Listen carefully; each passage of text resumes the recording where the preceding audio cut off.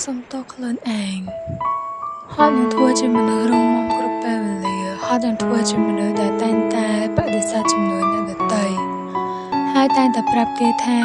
ខ្ញុំអត់អីទេខ្ញុំអាចទៅរួចរឿងប៉ុណ្ណោះខ្ញុំអាចធ្វើបានខ្ញុំរងមាំណាស់ខ្ញុំពិតជាសុំទោសខ្លួនឯងដែលខ្ញុំរកអ្នកដែលទុកចិត្តមិនបានរឿងមួយក៏មកពីខ្ញុំមិនងាយទុកចិត្តអ្នកណាមិនងាយដាក់ចិត្តជឿលើអ្នកណាព្រោះកន្លងមកនេះខ្ញុំជឿជាក់លើខ្លួនឯងជ្រុលពេក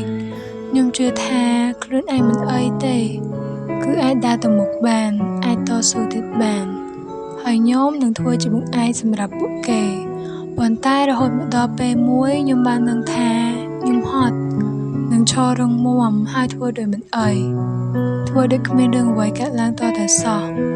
ទាំងដែលការពិតបេះដូងរបស់ខ្ញុំបានខ្លាចជាបំណែកខ្ទេចខ្ទីព្រោះការឈឺចាប់ព្រោះសម្ពាធព្រោះតែការស៊ូទ្រាំរហូតមក